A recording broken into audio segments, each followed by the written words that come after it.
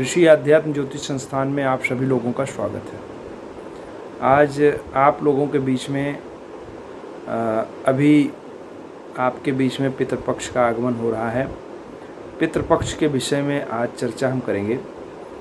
घर में क्यों क्लेश है, संकट क्यों है, घर में आमदनी से अधिक खर्च क्यों बना रहता है और किसी न किसी बीमारी में हमारा धन व्यय क्यों होता है, और इस पितृपक्ष का इन सारे संकटों से संबंध क्या है, और पितरों के पूजन से हमको क्या लाभ मिलता है, पितरों की सेवा से हमको क्या लाभ मिलता है, और पितरों से हमारे जीवन में कितना लाभ है, कितना उपकार है पितरों का हमारे ऊपर, यह सब समझने के लिए इस वीडियो को अंत तक देखिएगा। देखिए, कहा है कि आयु प्रजाम धनम विद्याम स्वर्गम मोक्षम सुखानि च प्रयक्षन्ति तथा राज्यम पीतरः श्राद्ध तर्पिताः।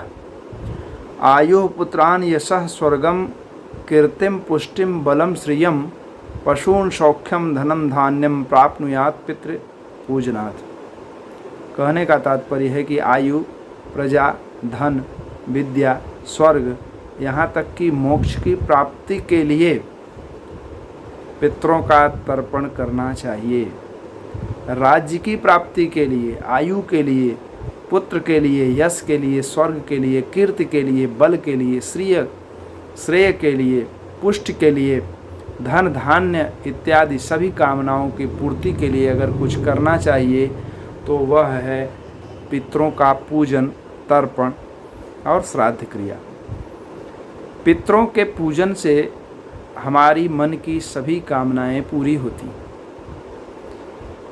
तो अब इस बात को अगर ध्यान से समझा जाए कि भाई पितरों को हम कैसे प्रसन्न करें। बहुत सारे लोगों का यह प्रश्न होता है कि गुरुजी हमने तो गया श्राद्ध कर दिया है, पितरों को गया जी में उनको तर्पण कर दिया है और अब तो ज़रूरत नहीं है हमको किसी तरह का श्राद्ध करने का, पितृपक्ष में जल देने का या नित्य नैमित्तिक रूप से पितरों को जल अर्पित करने का, तर्पण करने का अब तो आवश्यकता नहीं है। नहीं, यह बात निराधार है।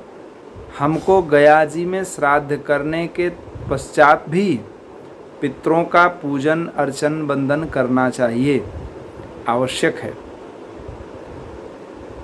इसी तरह से बहुत लोग कहते हैं कि भैया पितरों को जो भी कुछ हम पितरों के निमित्त हम ब्राह्मण को, गऊ को, है ना, काग को, इन सबको जो कुछ भी हम खिलाते हैं, जो कुछ भी हम अर्पित करते हैं, क्या वह हमारे पितरों को प्राप्त होता है? तो आपको बता दूं कि इस विषय में भी आप एकदम निश्चिंत रहें, निश्चित रूप से प्राप्त होता है। इसी विषय पर पहले एबीपी न्यूज़ चैनल आया करता था, उसमें मेरा एक 15 दिन का एक पक्षीय पितृपक्ष पर पूरा उद्बोधन था। उसमें ऐसे ही कुतर्क और तर्क किए जाते थे कि क्या जो है पितरों के निमित्त जो भी कुछ हम श्राद्ध कर रहे हैं क्या उनको प्राप्त होता है? तो मेरे प्यारे, पितरों को उसी तरह से प्राप्त हो जाता है जैसे हम अपने परिजनों को कुरियर करते हैं या कोई यहाँ से पैसा भेजते हैं, विदेश भेजते हैं, तो जो विदेश की जो मुद्रा चल रही होती है उसी में परिवर्तित होकर के वो पैसा उसी व्यक्ति को मिल जाती है। या फिर विदेश से कोई हम अपने रिश्तेदार को, रिलेशन वाले को या अपने घर वालों को पैसा भेजता है, मान लीजिए डॉलर भेजा, तो यहाँ पर भारतीय मुद्रा में वह कन्वर्ट होकर के उसको मिल जाता है।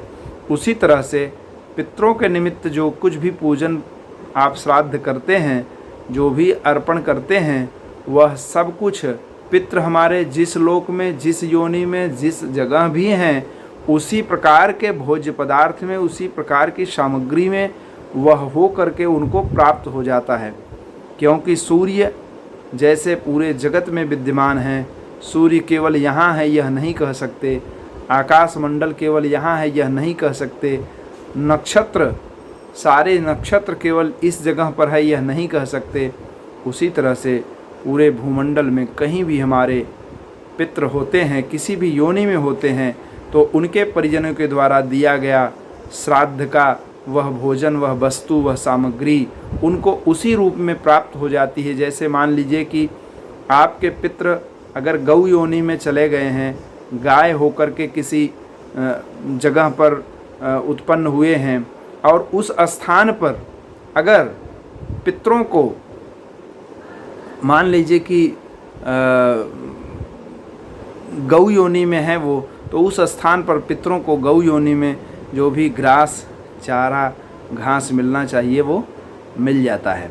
ठीक उसी तरह से अगर पितृ किसी दूसरे वर्ण में, कुल में, जाति में, धर्म में, मनुष्य योनि को प्राप्त हुए हैं, तो यहाँ पर अगर आप ब्राह्मण को भोजन करवाते हैं, कुछ भी देते हैं, अर्पित करते हैं, तो वहाँ किसी न किसी बहाने, किसी न किसी रूप में, किसी न किसी प्रकार से गिफ्ट के रूप में कोई न कोई रिश्तेदार, मित्र, दोस्त उनको वो चीज़ उस तरह से उसी मूल्य की चीज़ें उनको भेंट हो जाती हैं।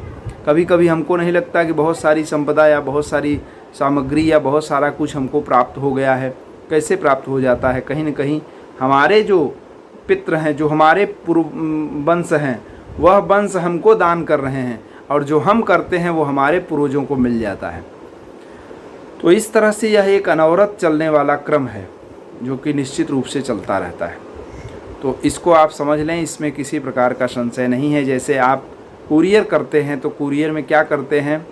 कुरियर में फला व्यक्ति का नाम लिखते हैं, उसका एड्रेस लिखते हैं, वह वस्तु उस पैकेट में करके, है ना, कुरियर चार्ज देते हैं, और वह उस व्यक्ति तक, अमुक व्यक्ति तक पहुंच जाता है।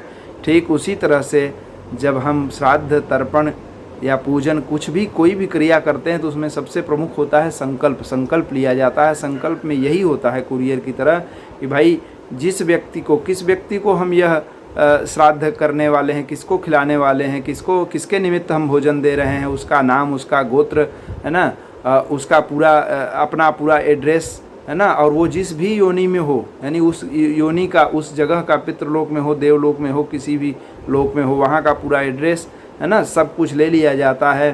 कुरियर चार्ज के नाम पर आप यूँ समझ सकते हैं कि हम ब्राह्मण को जो दक्षिणा देते हैं, कहीं न कहीं से हम उसको जो और दक्षिणा वगैरह चढ़ाते हैं, एक प्रकार से वह कुरियर चार्ज हो जाता है और उस व्यक्ति तक वह सामग्री मिल जाती है। तो इसमें किसी प्रकार का संदेह नहीं है। 20 तारीख से, है ना, महालया शुरू हो रहा है, और 6 अक्टूबर को अमावस्या का, है ना, अंतिम पितृ श्राद्ध है। अपनी तिथि के अनुसार आपके जैसे घर में जो भी बड़े बुजुर्ग, जो अपने पूर्वज हैं, उनकी जो तिथि है, जिस मृत्यु दिनांक जो है, उस तिथि के अनुसार भी आप श्राद्ध तर्पण कर सकते हैं, या जिनका तिथि नहीं ज्ञात है वो अमावस्या के दिन सभी पितरों का श्राद्ध तर्पण आप कर सकते हैं। और अगर किसी को विशेष समस्या है तो इसी पितृपक्ष में 15 दिनों के अंदर अंदर कभी भी, अगर वह उत्तर प्रदेश में भगवान काशी विश्वनाथ जी के स्थान के अमीप समीप कहीं रहता है, तो उस स्थान पर उसी के पास में एक स्थान है पिशाच मोचन कुंड, जगतगंज लहुराबीर के आसपास में है। उस जगह पर आ कर के वह व्यक्ति चाहे तो त्रिपिंडी श्राद्ध इत्यादि भी करवा सकता है। बहुत ही उत्तम होगा, बहुत ही फलदायी होता है। त्रिपिंडी श्राद्ध वैसे प्रायः हर व्यक्ति को 1 वर्ष में या कम से कम 3 वर्ष में एक बार अवश्य करवा देना चाहिए। इससे हर प्रकार के आयु, धन, विद्या, यश, राज्य, सुख, मुक्ति और हर प्रकार के सुख वैभव के साथ वह अंत में मुक्ति को प्राप्त होता है पितरों की कृपा से। तो निश्चित रूप से इस कर्म को करना चाहिए, और सभी सनातनी को अपने स्वधर्म का पालन करना चाहिए। कम से कम तिलक, चोटी, है ना, जनेऊ यानी यज्ञोपवीत, शाखा, सूत्र, जो भी कुछ है उसी अनुसार अपने स्वधर्म का पालन करना चाहिए। अपने घर में अपने माता पिता, बड़े बुजुर्ग, अपने गुरु, इन सब का सम्मान करना चाहिए।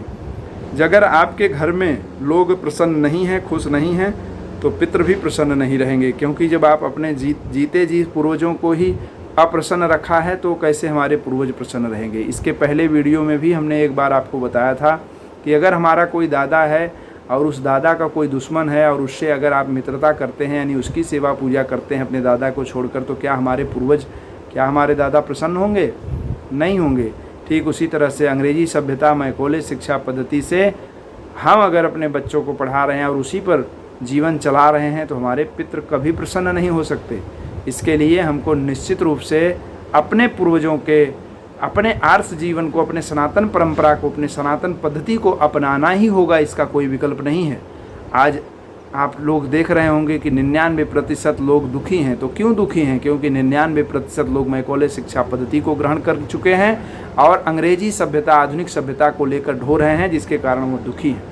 जो अपने मूल को भूल जाता है उसका समूल नाश हो जाता है। इसलिए अपने मूल को याद रखें, किसी न किसी तरह से येन के इन प्रकार उधर लौटें, और उसमें अगर हमारा किसी प्रकार से आप लोगों को सहयोग मिल जाएगा तो मैं निश्चित रूप से अपने आप को सौभाग्यशाली समझूंगा। अगर आपको किसी प्रकार से कोई ज़रूरत महसूस हो तो निश्चित रूप से ऋषि आध्यात्म ज्योतिष संस्थान के इन नंबरों पर संपर्क अवश्य करिएगा। धन्यवाद। आपको यह वीडियो कैसे लगा ज़रूर बताइएगा। पुनः मिलेंगे दूसरे वीडियो में, और कोई जानकारी चाहिए तो उसे भी कमेंट बॉक्स में ज़रूर रखें। धन्यवाद।